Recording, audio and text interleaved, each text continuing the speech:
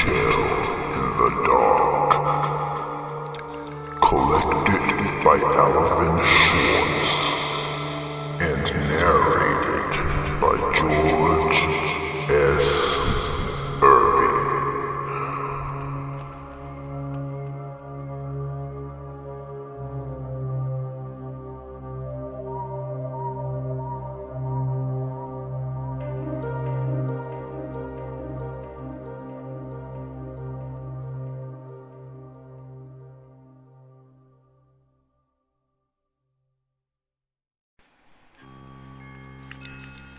Chapter 1. When she saw him, she screamed and ran. This chapter is filled with ghost stories. In one, a man has just become a ghost, but doesn't know it yet. In another, a pirate ship and crew return from a watery grave. And there are other frightful events. Something was wrong. One morning, John Sullivan found himself walking along a street downtown. He could not explain what he was doing there, or how he got there, or where he had been earlier. He didn't even know what time it was. He saw a woman walking toward him and stopped her.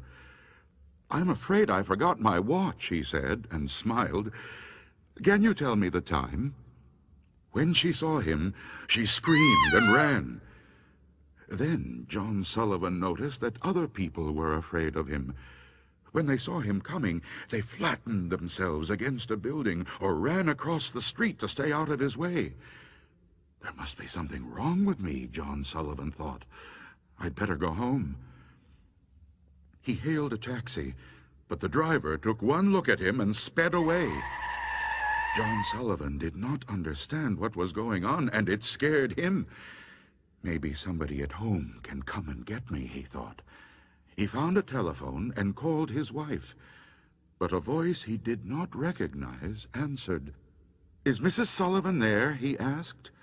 "No, she is at a funeral," the voice said. "Mr. Sullivan was killed yesterday in an accident downtown."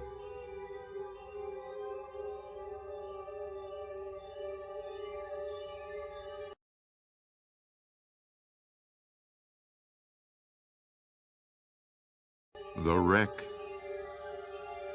Fred and Jean went to the same high school, but they met for the first time at the Christmas dance. Fred had come by himself, and so had Jean. Soon, Fred decided that Jean was one of the nicest girls he had ever met. They danced together most of the evening. At 11 o'clock, Jean said, "I have to leave now. Can you give me a ride?" "Sure," he said. "I've got to go home, too." "I accidentally drove my car into a tree on my way over here," Jean said. "I guess I wasn't paying attention." Fred drove her to the head of Brady Road. It was in a neighborhood he didn't know very well. "Why don't you drop me off here?" Jean said. "The road up ahead is in really bad condition. I can walk from here." Fred stopped the car and held out some tinsel. "Have some," he said. "I got it at the dance." "Thank you," she said. "I'll put it in my hair." And she did. "Would you like to go out sometime to a movie or something?" Fred asked. "That would be fun," Jean said. After Fred drove off, he realized that he did not know Jean's last name or her telephone number. "I'll go back," he thought. "The road can't be that bad." He drove slowly down Brady Road through a thick woods, but there wasn't a sign of Jean. As he came around a curve, he saw the wreckage of a car ahead. It had crashed into a tree and had caught fire. Smoke was still rising from it. As Fred made his way to the car, he could see someone trapped inside, crushed against the steering column. It was Jean. In her hair was the Christmas tinsel he had given her.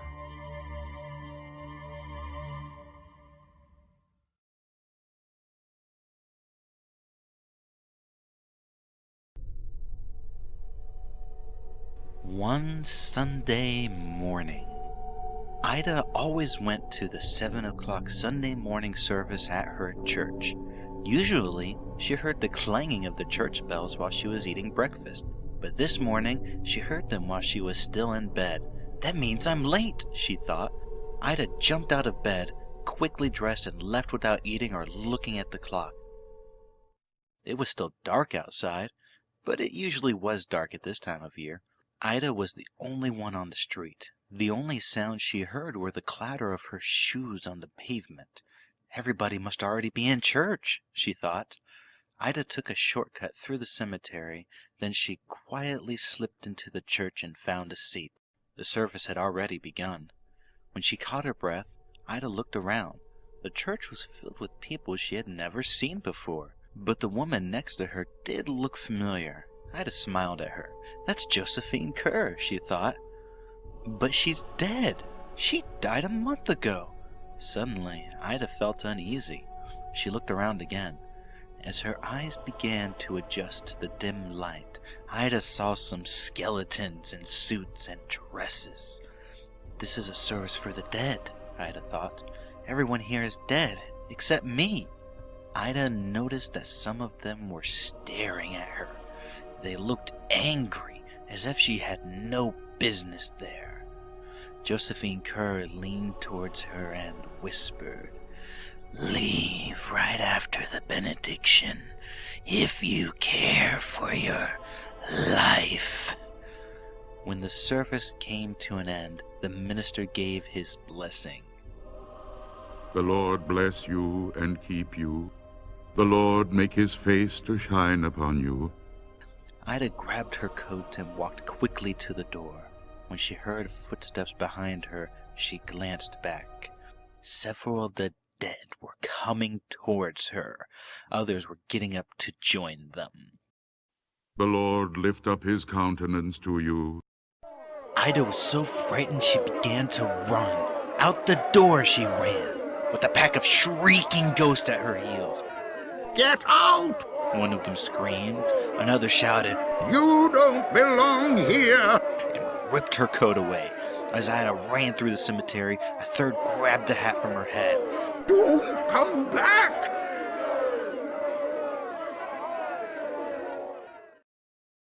By the time Ida reached the street, the sun was rising, and the dead had disappeared. Did this really happen? Ida asked herself. Or have I been dreaming? That afternoon, one of Ida's friends brought over her coat and hat, or what was left of them. They had been found in the cemetery, torn to shreds. Sounds. The house was near the beach. It was a big old place where nobody had lived for years.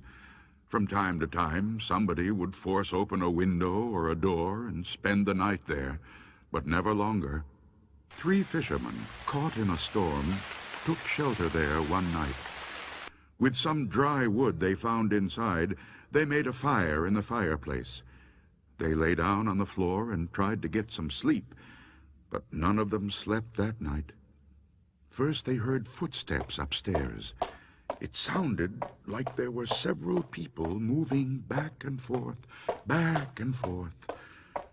When one of the fishermen called, "Who's up there?" the footsteps stopped. Then they heard a woman scream. The scream turned into a groan and died away. Blood began to drip from the ceiling into the room where the fishermen huddled. A small red pool formed on the floor and soaked into the wood. A door upstairs crashed shut, and again a woman screamed. "Not me!" she cried. It sounded as if she was running, her high heels tapping wildly down the hall. "I'll get you!" a man shouted, and the floor shook as he chased her. Then silence. There wasn't a sound until the man who had shouted began to laugh. Long peals of horrible laughter filled the house. It went on and on until the fishermen thought they would go mad. And finally it stopped. The fishermen heard someone coming down the stairs, dragging something heavy that bumped on each step. They heard him drag it through the front hall and out the front door. The door opened, then it slammed shut. Again, silence. Suddenly, a flash of lightning filled the house with a green blaze of light. A ghastly face stared at the fishermen from the hallway. Then came a crash of thunder. Terrified, they ran out into the storm.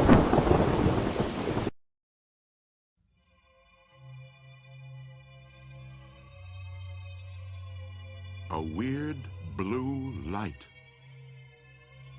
Late one night in October 1864, a Confederate blockade runner slipped by some Union gunboats at the entrance to Galveston Bay in Texas and made it safely to port with its cargo of food and other necessities. Lewis Billings, the master of the small vessel, was getting ready to weigh anchor when he was startled by a shriek from one of the crew. A strange old-fashioned schooner with a big black flag was rushing down at us, Billings said later. She was afire with a sort of weird, pale blue light that lighted up every nook and cranny of her. The crew was pulling at the ropes and doing other work, and they paid us no attention, didn't even glance our way. They all had ghastly, bleeding wounds, but their faces and eyes were those of dead men. The man who had shrieked had fallen to his knees, his teeth chattering as he gasped out a prayer. Overcoming my own terror that was chilling the very marrow of my bones, I rushed forward, shouting to the others as I ran. Suddenly, the schooner vanished before my eyes. Some say that it was the ghost of Jean Lafitte's pirate ship, Pride, that sank off Galveston Island in 1821 or 1822. She was seen again in 1892 in the same waters with the same crew.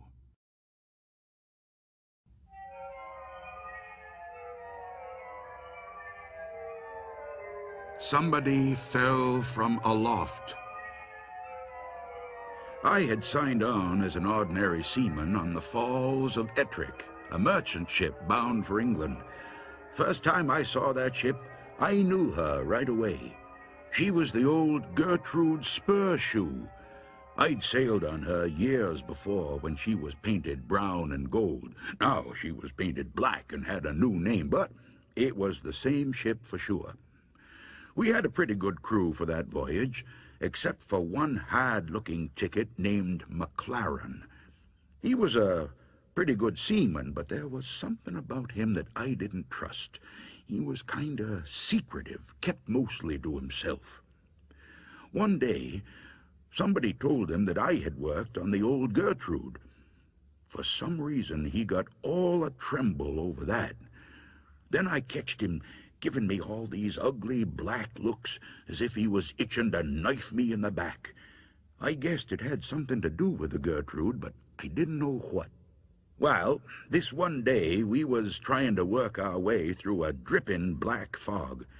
You'd scarcely know we had all the lights on, and it was dead calm. There wasn't a breath of fresh air. The ship just lay there, wallowing in a trough, a-rolling and a-rolling, going nowheres. I was standing my watch around midships, and McLaren was doing his trick at the wheel. The rest of the crew was scattered around one place or another. It was quiet as could be. Then, all at once, wacko! This thing hits the deck right in front of McLaren. He lets go a screech that turns my blood cold, and he falls down in a faint. The second mate starts yelling that somebody has fallen from aloft. Laying out there, just forward of the wheel, was someone or something dressed in oilskins with blood oozing out from underneath. The captain ran and fetched a big light from his cabin so he could see who it was. They kinda straightened him out to get a good look at his face. He was a big, ugly-looking devil, but nobody knew who he was or what he was doing up there. At least, nobody was saying. When McLaren came to from his faint, they tried to get something out of him. All he did was jabber away and keep rolling those big, wild-looking eyes of his. Everybody was getting more and more excited. We all wanted to heave the body overboard as quick as we could. There was something weird about it, as if it wasn't real. But the captain wasn't so sure about getting rid of it that way. Could it be a stowaway, he asked? But the ship was so filled with lumber we were carrying, there was no space where a living thing could hide for 3 weeks, which is how long we had been out. Even if it was a stowaway, what was it doing aloft on such a dirty day? There was no reason for anybody to be up there. There was nothing to see. Finally, the captain gave up and told us to heave him overboard. Then nobody would touch him.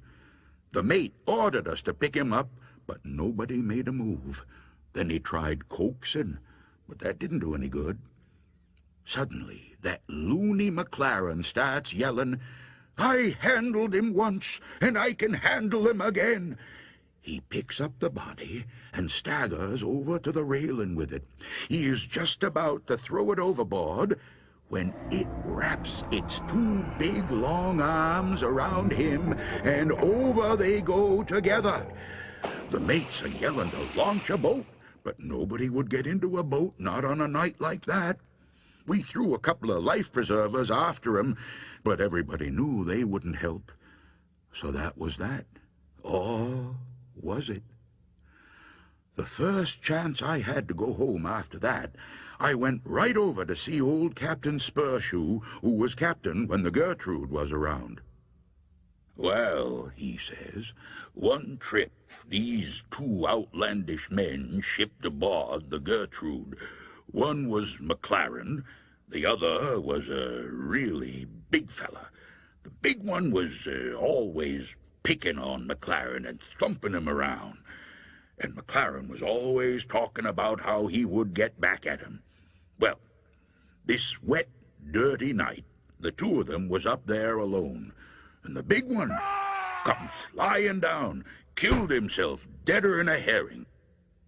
McLaren says the foot rope they were using parted, and how he almost fell himself. But everybody who saw that rope knew she didn't give away on her own. She had been cut through with a knife. After that, whenever we came into port, McLaren thought we were going to get the police after him, and he'd get pretty scared. But we couldn't prove anything, so we didn't try. In the end, I guess the big fella took care of things in his own way. If he was a ghost that came back, that's what he was. If there be things like ghosts.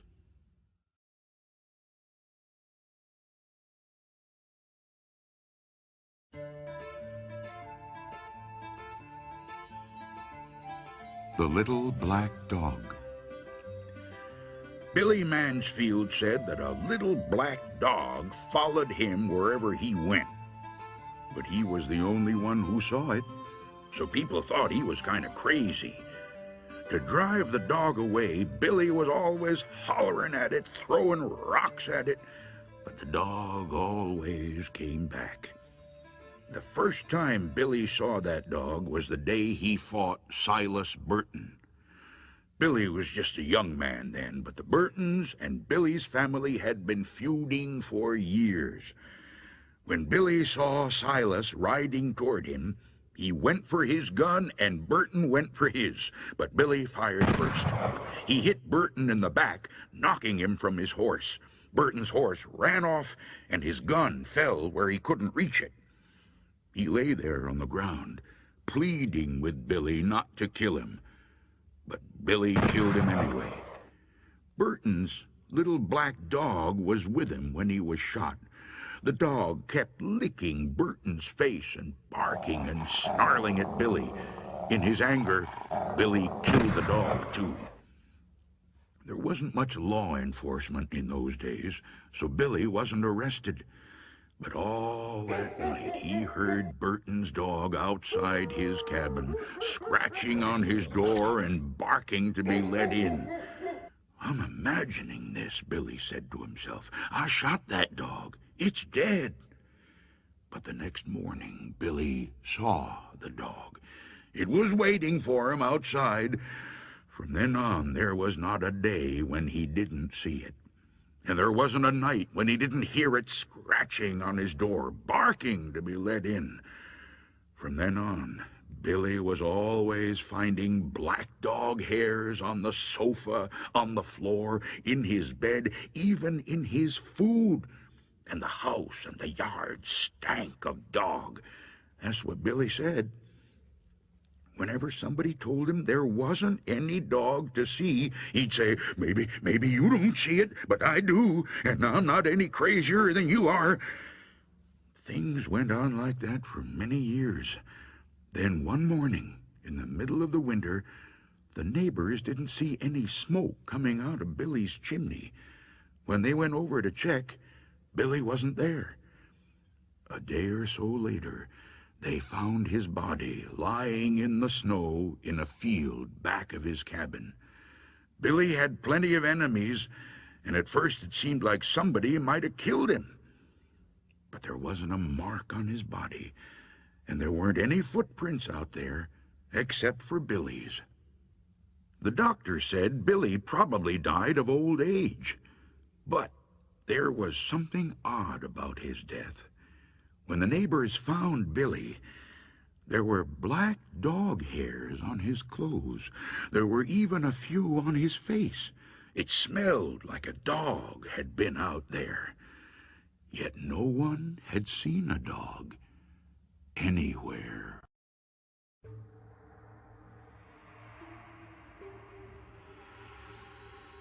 Clinkety-clink. An old lady got sick and died.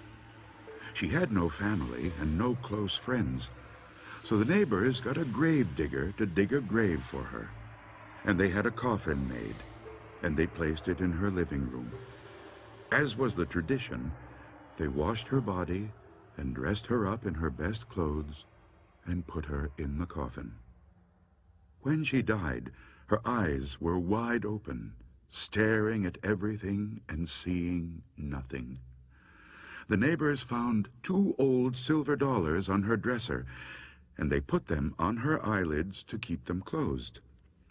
They lit candles and sat up with her so that she would not be too lonely on that first night that she was dead.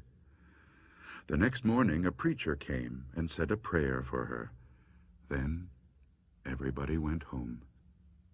Later, the gravedigger arrived to take her to the cemetery and bury her. He stared at the silver dollars on her eyes, and he picked them up. How shiny and smooth they were, how thick and heavy.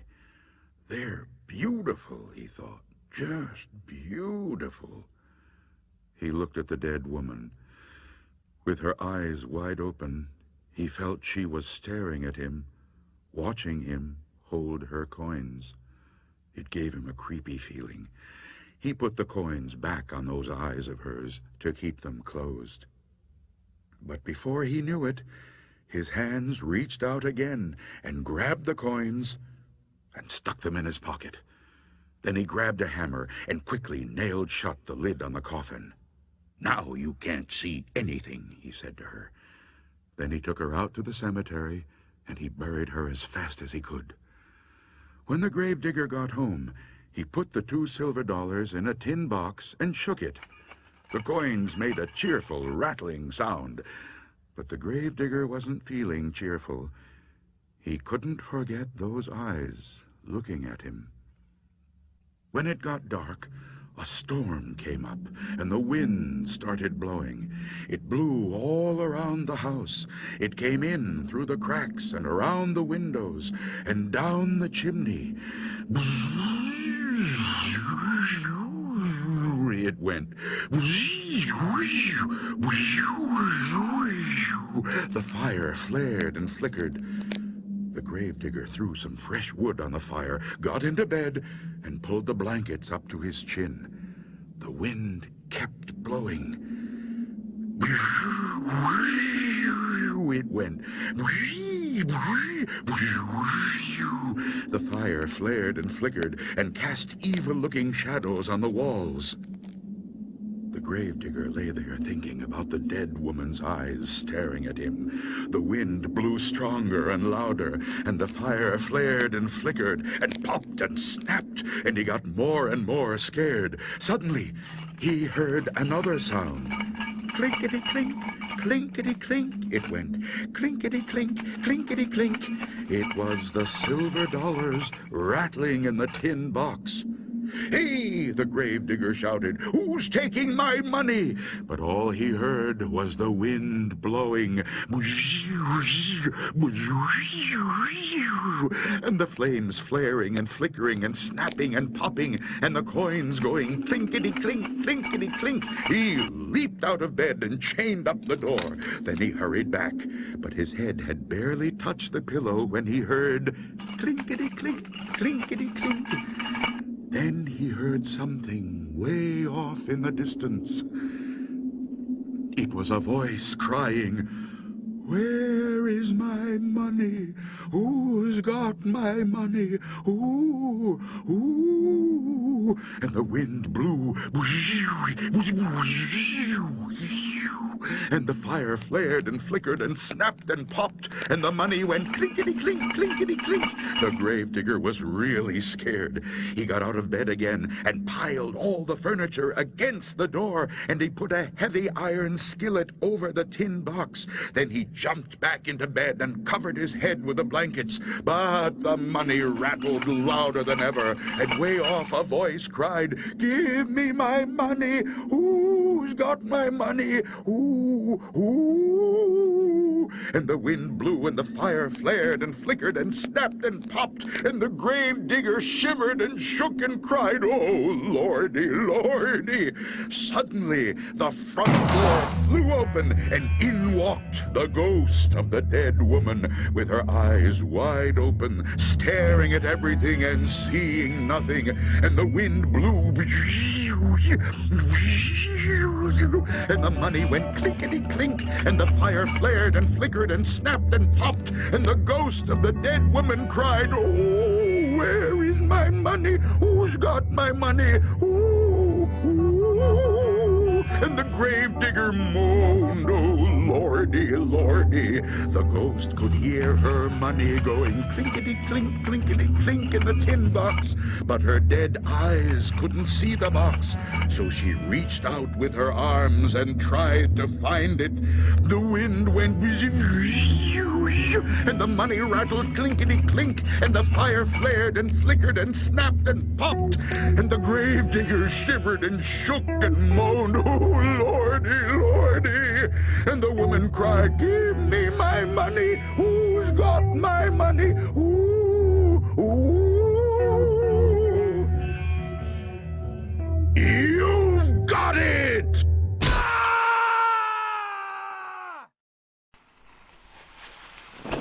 Chapter 2. She was spitting and meowing, just like a cat.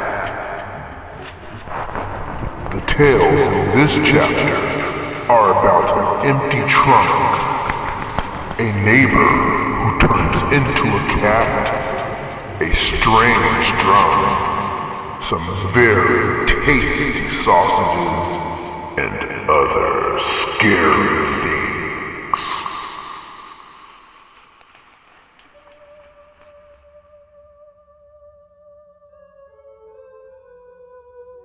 The bride. The minister's daughter had just gotten married.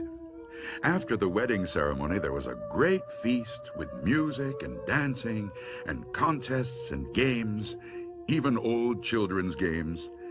When they got to playing hide and seek, the bride decided to hide in her grandfather's trunk up in the attic. "They'll never find me there," she thought. As she was climbing into the trunk, the lid came down and cracked her on the head, and she fell unconscious inside. The lid slammed shut and locked. No one will ever know how long she called for help, or how hard she struggled to free herself from that tomb. Everyone in the village searched for her, and they looked almost everywhere, but no one thought of looking in the trunk. After a week, her brand new bridegroom and all the others gave her up for lost. Years later, a maid went up into the attic looking for something she needed. Maybe it is in the trunk, she thought. She opened it and screamed. There lay the missing bride in her wedding dress, but by then she was only a skeleton.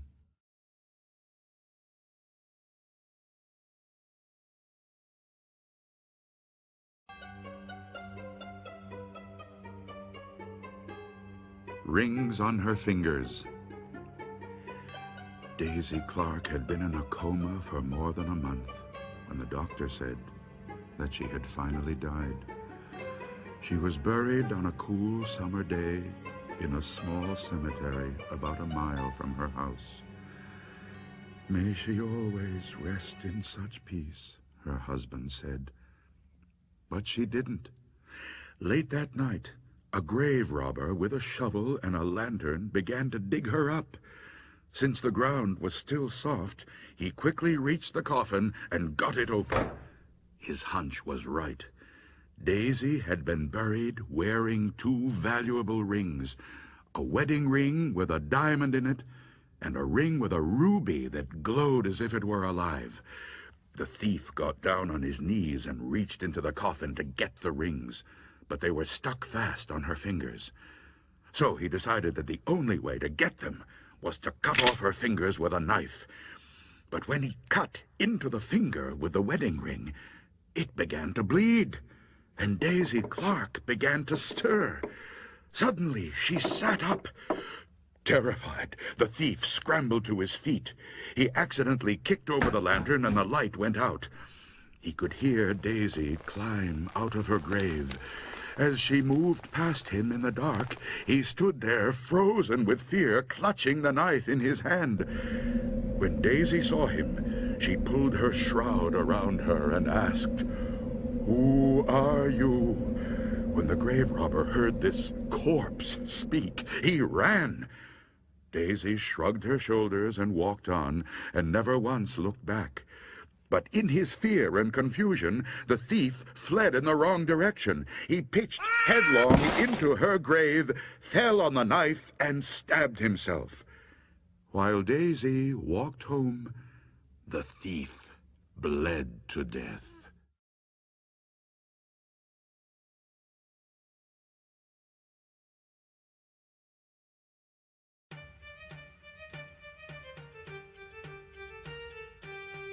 The Drum.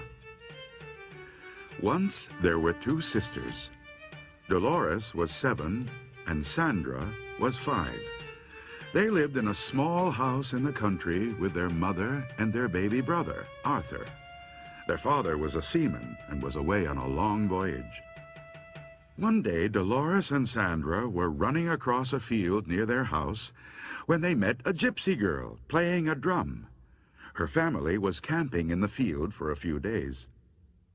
As the girl played, a little mechanical man and woman came out of the drum and danced.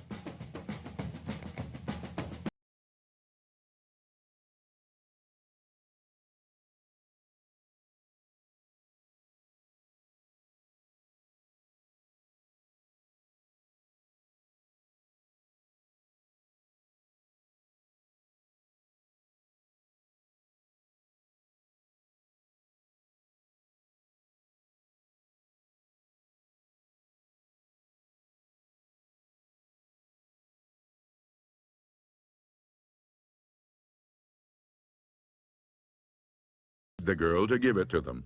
She looked at them and laughed. "I will give it to you," she said, "but only if you are really bad.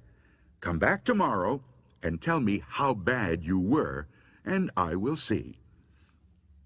As soon as the two sisters got home, they started shouting, which was against the rules of their house. Then they wrote all over the walls with their crayons. At supper, they spilled their food, and when it was time for bed, they wouldn't go.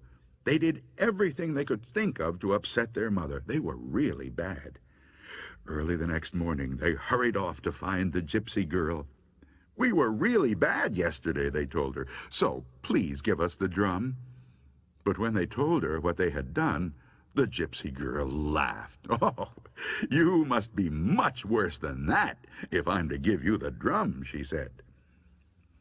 As soon as Dolores and Sandra got home, they pulled up all the flowers in the garden. They let the pig out and chased it away. They tore their clothes. They sloshed in the mud. They were a lot worse than the day before.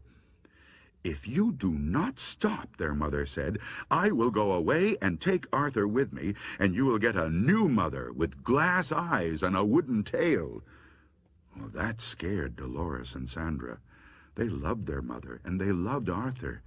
They could not imagine being without them, and they began to cry.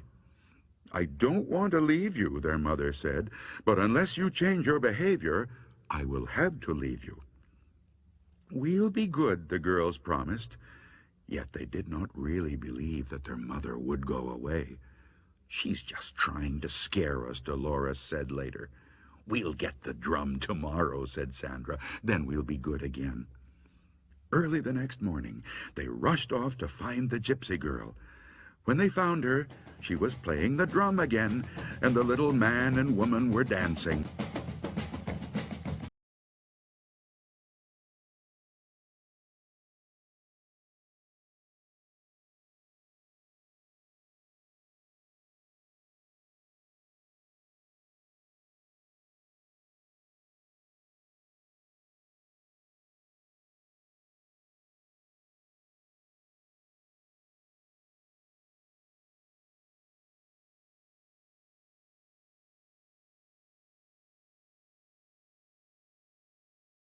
Told the gypsy girl how bad they had been the day before. "That must be bad enough to get the drum," they said. "Oh, no," said the gypsy girl. "You must be much worse than that." "But we promised our mother to be good from now on," said the girls. "If you really want the drum," said the gypsy girl, "you must be much worse." "It's only for one more day," Dolores told Sandra. "Then we will have the drum." "I hope you're right," Sandra said. As soon as they got home, they beat the dog with a stick. They broke the dishes. They tore their clothes to pieces. They spanked their baby brother Arthur. Their mother began to cry. "You are not keeping your promise," she said. "We will be good," said Dolores. "We promise," said Sandra. "I can't wait much longer," said their mother. "Please try." Early the next morning, before their mother was awake, Dolores and Sandra ran to see the gypsy girl. They told her all about the bad things they had done the day before. "We were horrid," said Sandra. "We were worse than we have ever been," said Dolores. "Can we have the drum now, please?" "No," said the gypsy girl. "I never meant to give it to you. It was just a game we were playing. I thought you knew that." Dolores and Sandra began to cry. They rushed home as quickly as they could, but their mother and Arthur were gone. "They are out shopping," said Dolores. "They'll be back soon." But they were still not back when time for lunch came.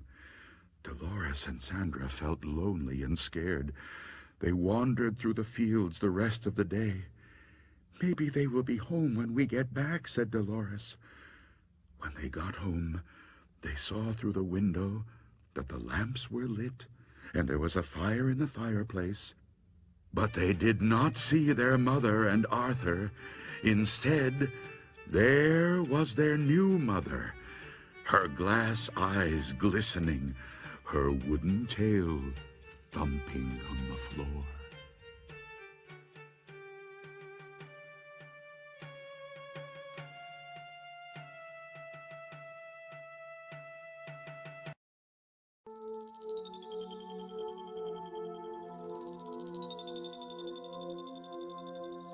The window.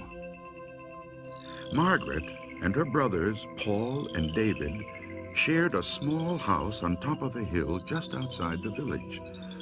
It was so warm one summer's night that Margaret could not sleep.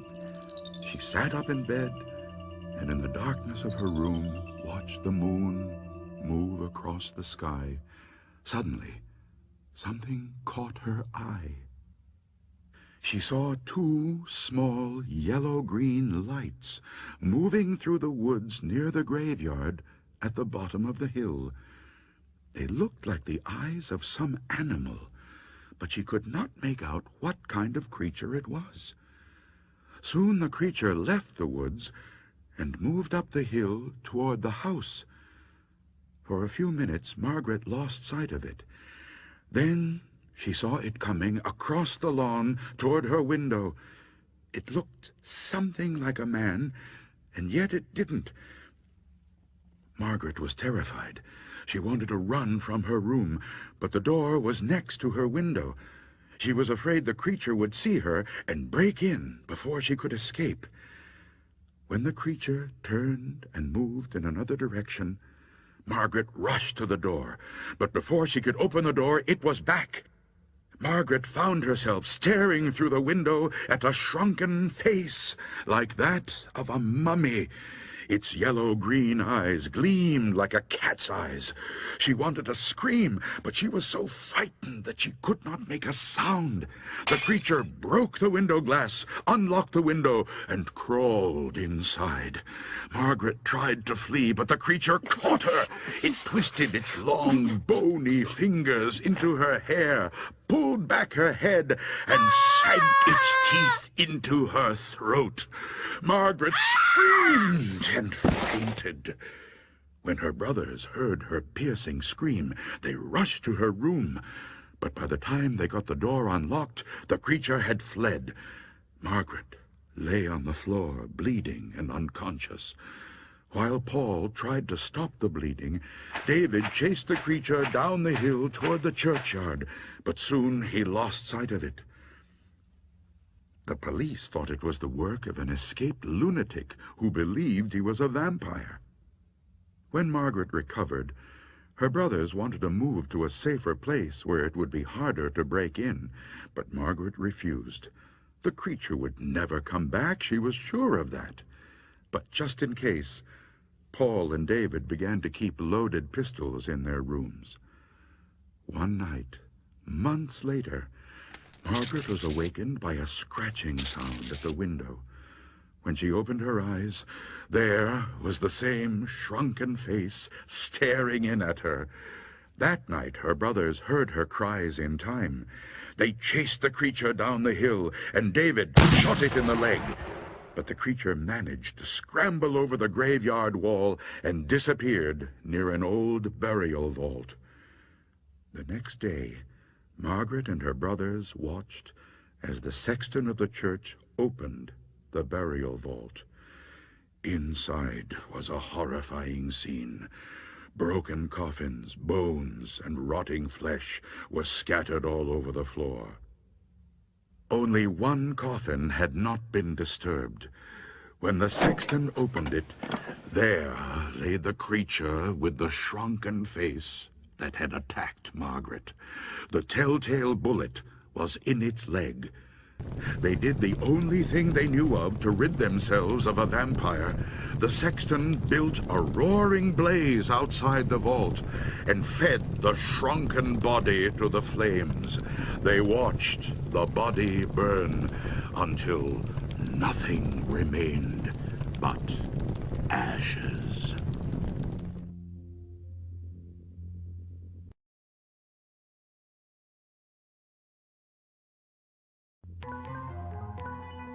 Wonderful sausage! One dark, rainy Saturday afternoon, a fat and jolly butcher named Samuel Blunt had an argument over money with his wife, Eloise. Blunt lost his temper and killed Eloise. Then he ground her up into sausage meat and buried her bones under a big flat rock in the backyard. To keep the murder a secret, he told everyone she had moved away. Blunt mixed his new sausage meat with pork, then seasoned it with salt and pepper, added some sage and thyme and a bit of garlic. To give it a special flavor, he smoked it in his smokehouse for a while. He called it Blunt's Special Sausage. There was such a demand for this new sausage that Blunt bought the best hogs he could find and started raising his own pork. He also kept a sharp lookout for humans who might make a tasty sausage meat. One day, a nice, plump schoolteacher came into his shop. Blunt grabbed her and ground her up. Another time, Blunt's dentist came by. He was a little, round man, and into the grinder he went. Then, one by one, the children in the neighborhood began to disappear, and so did their kittens and puppies. But no one ever dreamed that Blunt the butcher had anything to do with it. Things went on that way for years. Then, one day, Blunt made a big mistake. A fat boy came into the butcher shop. Blunt grabbed him and started to drag him off to the sausage grinder. But the boy broke loose and ran out of the shop, and Blunt chased after him, waving a big butcher knife. When people saw this, they realized at once what had become of all the missing children and grown-ups and kittens and puppies. An angry crowd gathered at the butcher shop. No one knows for sure just what happened to Blunt that day. Some say he was fed to his hogs. Others say he was fed to his sausage grinder. But he was never seen again, and neither was his wonderful sausage meat.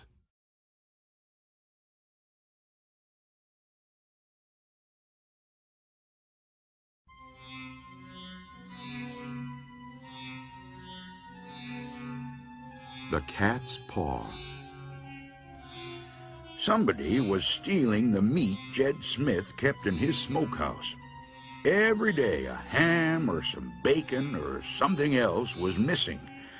Finally, Jed decided he had to put a stop to it. One night, he hid in the smokehouse with his rifle and waited for the thief. He didn't have to wait long, for soon a black she-cat slunk in. She was the biggest cat Jed had ever seen. When she jumped up and pulled down a ham hanging from the ceiling, Jed grabbed his rifle and turned on the lights. But instead of running away, the cat jumped at him. He fired and shot off one of her paws. Jed was sure he heard a woman scream right after his gun went off. The cat began tearing around the room, spitting and yowling. Then she ran up the chimney and was gone. Jed stared at the cat's paw, only it wasn't a cat's paw anymore. A woman's foot lay wriggling on the floor, all shot up and bloody. So, it's a witch that's been doing it, he told himself. Just then, one of Jed's neighbors, a fellow named Burdick, came racing down the road to get a doctor. His wife's foot had been shot in an accident, he told Jed. She's bleeding pretty bad, he said. The doctor got to her barely in time. People who were there when it happened said that she was spitting and yowling just like a cat.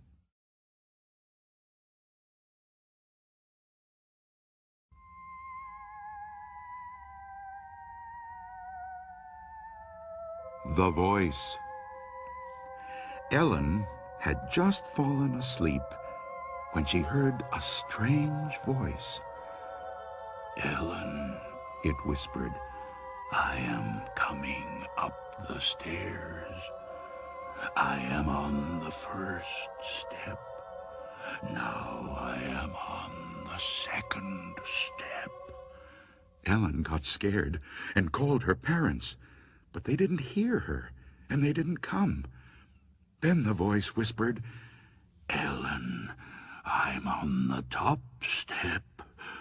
Now I'm in the hall. Now I'm outside your room." Then it whispered, "I'm standing right next to your bed." And then, "I've got you!"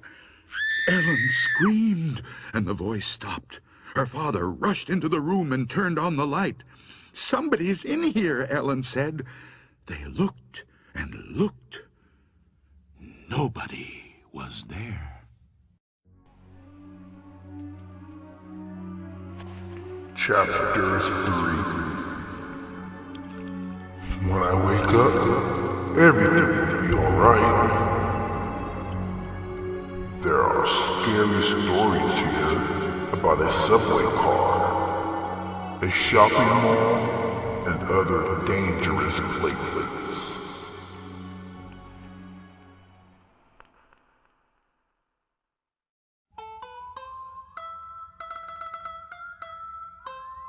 Oh, Susanna. Susanna and Jane shared a small apartment near the university where they were students. When Susanna got back from the library one night, the lights were out and Jane was asleep. Susanna undressed in the dark and quietly got into bed. She had almost fallen asleep when she heard someone humming the tune to the song, "Oh, Susanna." "Jane," she said, "please stop humming. I want to get some sleep." Jane didn't answer, but the humming stopped and Susanna fell asleep. She awakened early the next morning, too early, she decided, and was trying to get back to sleep when she heard the humming again. "Please go back to sleep," she told Jane. "It's too early to get up." Jane didn't answer, but the humming continued. Susanna became angry. "Cut it out," she said. "It's not funny." When the humming still did not stop, she lost her temper. She jumped out of bed, pulled the covers off Jane, and screamed. Jane's head was gone. Somebody had cut off her head. "I'm having a nightmare," Susanna told herself. "When I wake up, everything will be all right."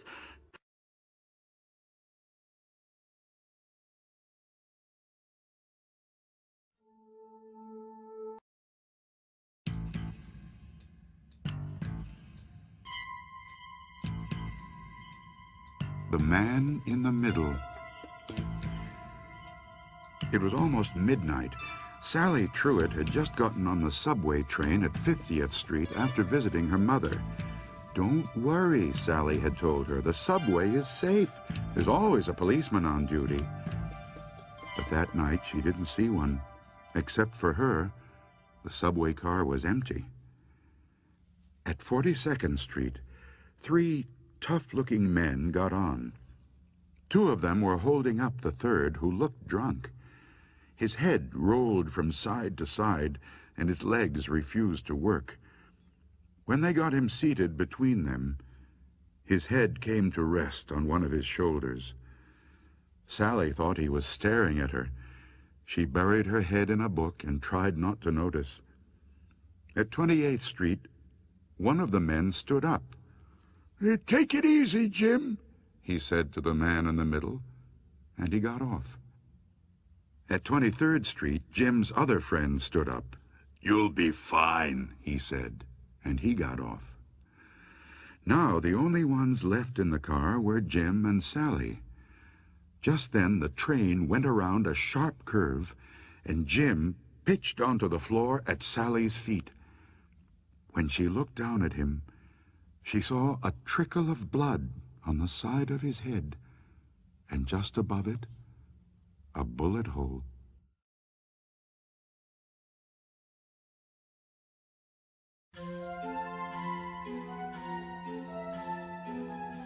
The Cat in a Shopping Bag. Mrs. Briggs was driving to the shopping mall to do some last-minute Christmas shopping when she accidentally ran over a cat. She could not bear to leave the corpse on the road for other cars to hit and squash, so she stopped, wrapped the cat in some tissue paper she had with her, and put it in an old shopping bag in the back seat. She would bury it in the backyard when she got home. At the mall, she parked her car and began walking to one of the stores. She had taken only a few steps when, out of the corner of her eye, she saw a woman reach into the open window of her car and take the shopping bag with the dead cat. Then the woman quickly got into a car nearby and drove away. Mrs. Briggs ran back to her car and followed the woman. She caught up with her at a diner down the road. She followed her inside and watched the woman slide into a booth and give a waitress her order. As the woman sat sipping her soda, she reached into Mrs. Briggs' shopping bag. Then she bent down and looked inside. A look of horror crossed her face. She screamed and fainted. The waitress called an ambulance. 2 attendants carried the woman away on a stretcher, but they left the shopping bag behind. Mrs. Briggs picked up the bag and ran after them. "This is hers," she called. "It's her Christmas present. She wouldn't want to lose it."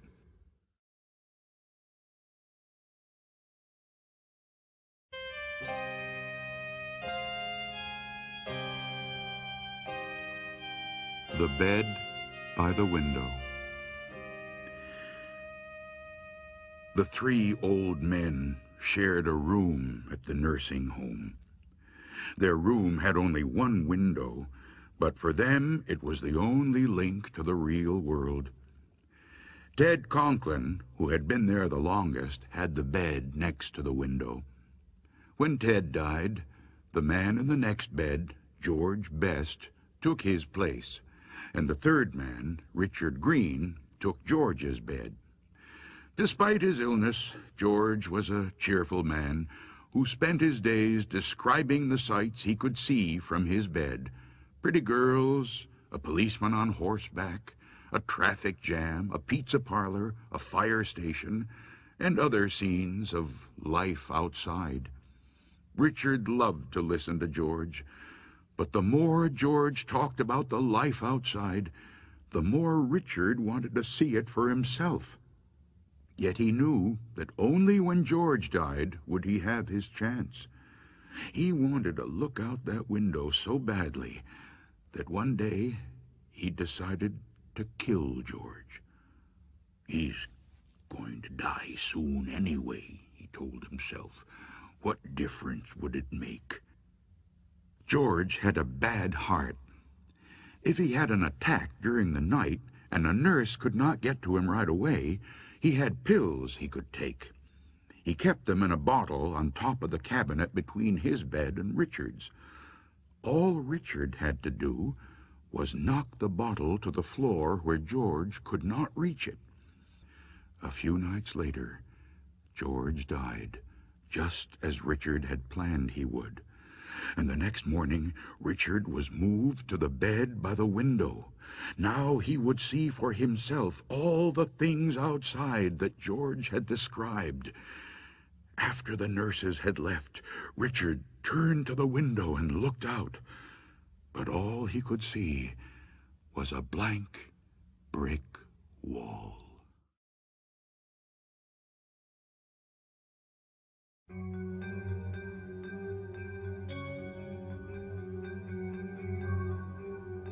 The Dead Man's Hand.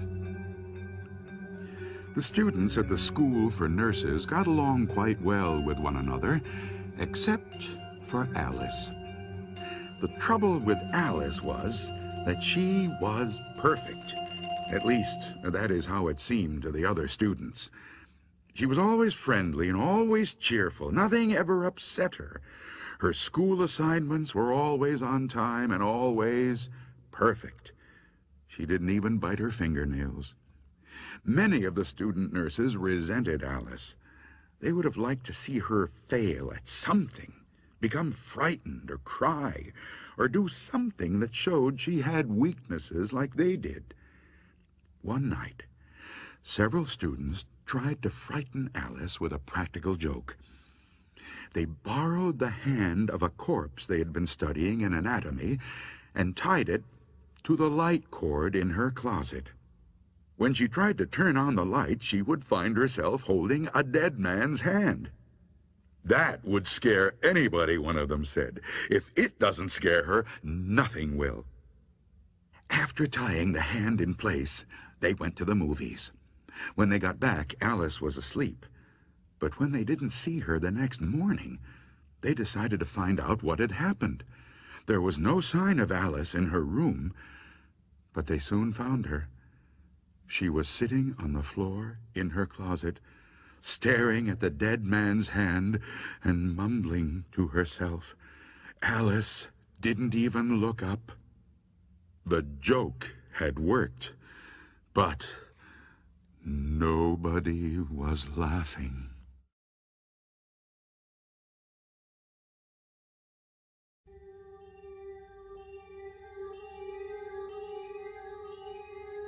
A Ghost in the Mirror. This is a scary game that young people sometimes play, trying to conjure up a ghost in their bathroom mirror. Many don't really believe that a ghost is going to appear, but they try to raise one anyway, for the fun and the excitement. Some are willing to settle for any ghost, but others have a particular ghost in mind. One of these is a ghost named Mary Worth, who is also known as Mary Jane and Bloody Mary. She is the heroine of an old comic strip, but some say she actually was a witch who was hanged at the infamous witch trials in Salem, Massachusetts in 1692. Another of these ghosts is La Llorona, the weeping woman who wanders the streets of cities and towns from Texas to California and throughout Mexico, looking for her lost child. Still another is Mary Whales, a young woman who is supposed to have been killed in a car accident in Indianapolis, Indiana, about 1965. Her ghost is one of the vanishing hitchhikers. It is said that again and again she thumbs a ride home in a passing car, then vanishes before she gets there. Here is how ghost hunters try to raise a ghost. 1, they find a quiet bathroom, close the door, and turn off the lights. 2, while they stare at their face in the mirror, they repeat the ghost's name, usually 47 times or 100 times. If any ghost will do, they say any ghost in place of a name. If they do manage to raise one, its face will slowly replace their face in the mirror. Some say a ghost is likely to be angry at being disturbed. If it gets angry enough, they say, it will try to shatter the mirror and come right into the room. But a player can always turn on the lights and send the ghost back to where it came from. And when that happens, the game is over.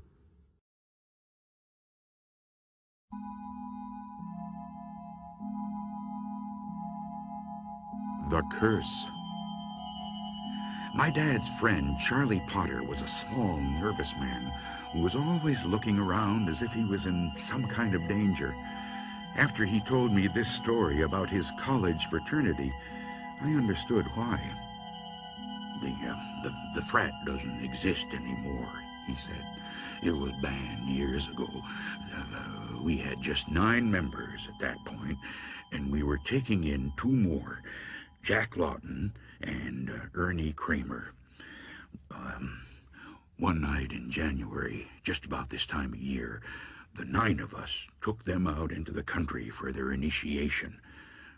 We took them to an old deserted house where 2 young men about our age had been murdered recently. Their murderer was still at large.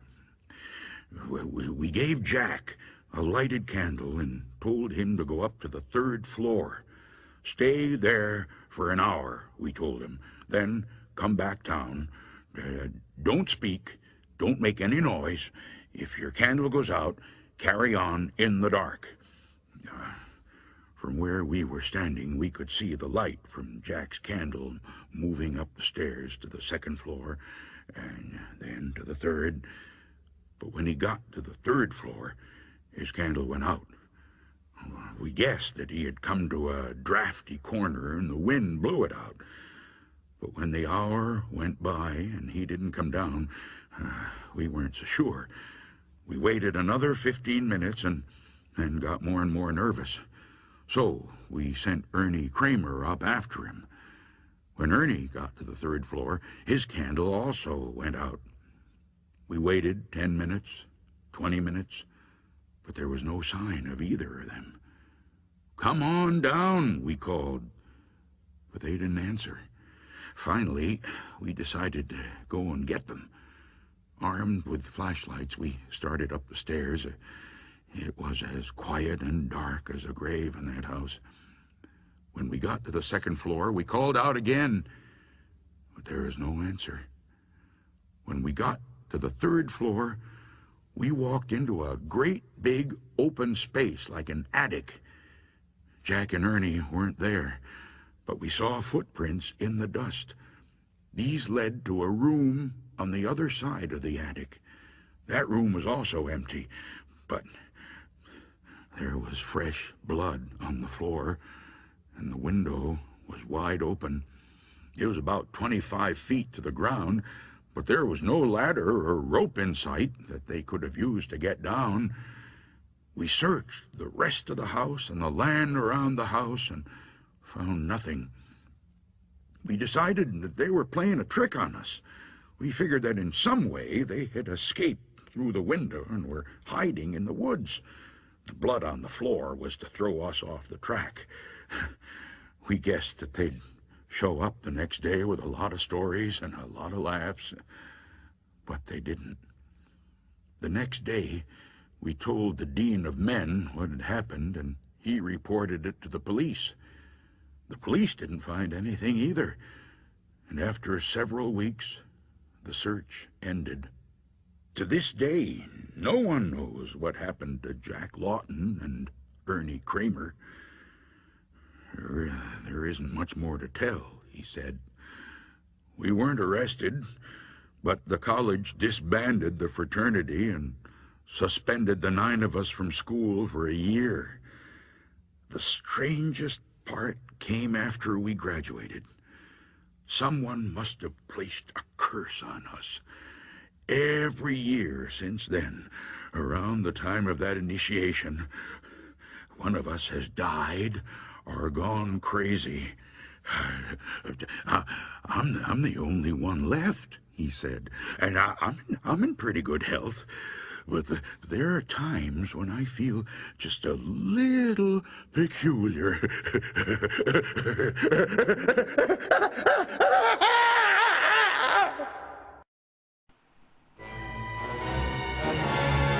Chapter 4.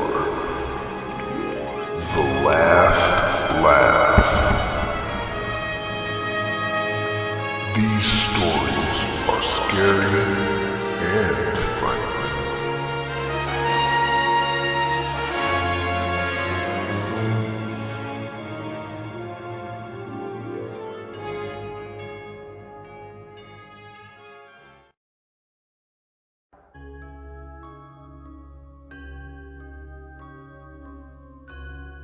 The church.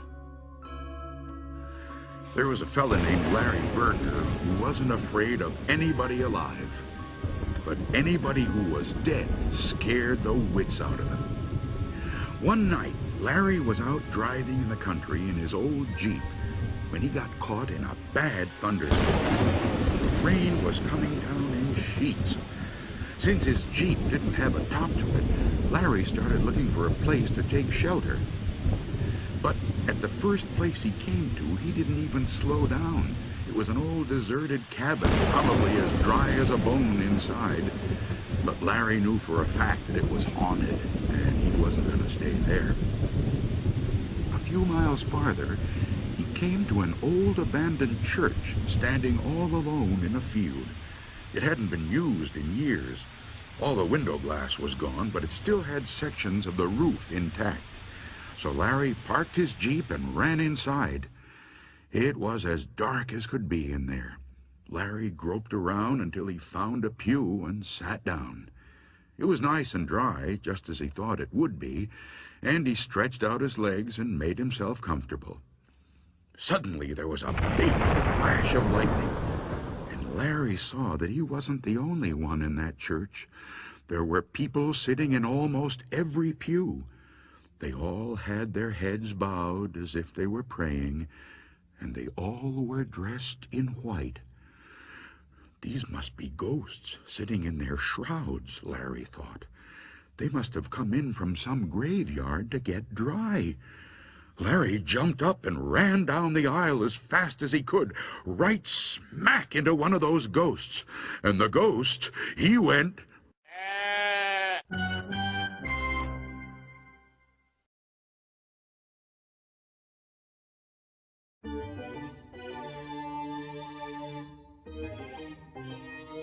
The bad news. Leon and Todd loved baseball. When they were young, they had played on the town's baseball team.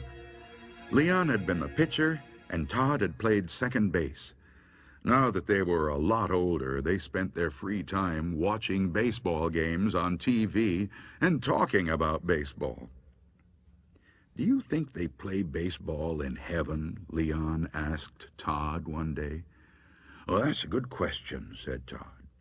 "The one who gets there first should let the other one know somehow." As it turned out, Todd got to heaven first, and Leon waited patiently to hear from him. One day, Leon found Todd sitting in the living room waiting for him. Leon was very excited to see him. What is it like up there?" he asked. "And what about baseball?" "When it comes to baseball," said Todd, "I have some good news and I have some bad news. The good news is that we do play baseball in heaven. We have some fine teams. I play second base on my team just like I used to in the old days. That's the good news." "What's the bad news?" asked Leon.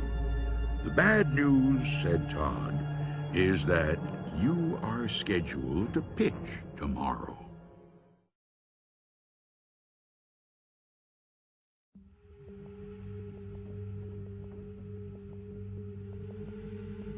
Cemetery soup.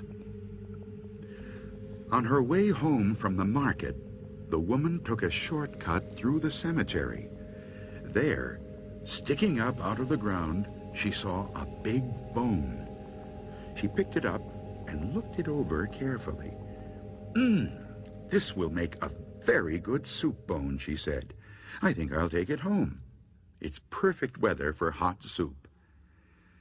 When she got home, the first thing she did was start the soup. Into the big soup pot went water, carrots, green beans, corn, barley, onions, potatoes, a snitch of beef, some salt and pepper, and the bone. She brought it all to a boil, then brought it down to a simmer. "Yum," she said, sniffing it and tasting it. "I can hardly wait till supper." Suddenly, she heard a small voice. "Please give me back my bone." The woman paid no attention. Soon she heard the voice again. "May I have back my bone, please?" The woman was reading the newspaper, and again she didn't take any notice.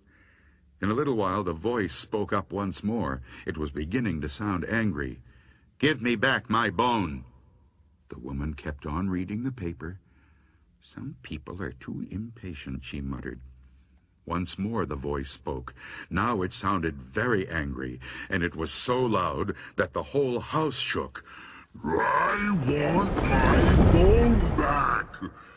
The woman reached into the pot, grabbed the bone, and threw it out the window.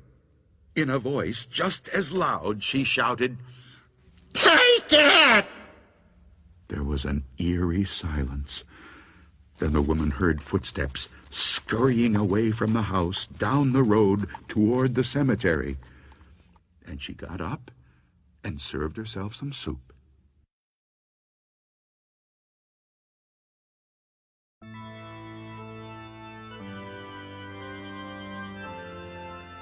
The brown suit. A woman came to the funeral parlor to see her husband's corpse. "You did a good job," she said to the undertaker. "He looks just the way he always looked, except for one thing. My husband always wore a brown suit, but you have him dressed in a blue suit." "Well, that is no problem," said the undertaker. "We can easily change it." When she returned later, her husband was wearing a brown suit. "Now he looks just the way he always did," she said. "I know you went to a lot of trouble." "It was no trouble," he said. "As it happened, there is a man here who was wearing a brown suit, and his widow felt that blue would be better. He is about your husband's size, so we gave him the blue one and gave your husband the brown one." "Even so," she said, "changing all that clothing was a big job." "Not really," said the undertaker. "All we did was exchange their heads."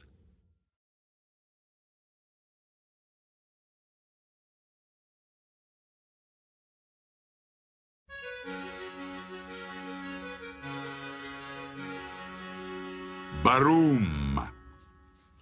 O'Leary is dead and O'Reilly don't know it. O'Reilly is dead and O'Leary don't know it. They both are dead in the very same bed, and neither one knows that the other one's dead. Baroom, baroom.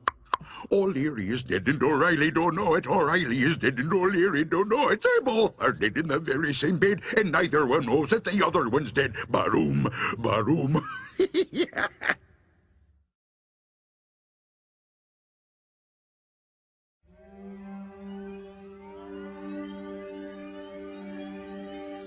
Thumpity-thump. When we moved to Schenectady from Schoharie, we rented a house awful cheap because it was spooked, and nobody would live in it. But we didn't care because we didn't take no stock in spooks. We had just gone to bed the first night, dog-tired from riding in a wagon all day. We hadn't had time to shut our eyes when we heard a thumpity-thump, thumpity-thump, coming down the attic stairs. I covered my head with the blankets, but I couldn't shut out the sound. Thumpity-thump, thumpity-thump it went. I could hear it, plain as day. Past the bedroom door, thumpity-thump, thumpity-thump, and down the stairs, thumpity-thump, thumpity-thump, and through the kitchen, thumpity-thump, thumpity-thump, and down the cellar stairs, thumpity-thump, thumpity-thump, making the most awful racket you ever heard. It was more than we could stand. So we all followed the sound to see what was going on. When we got down the cellar stairs, we saw that it was a chair that had made all of that racket.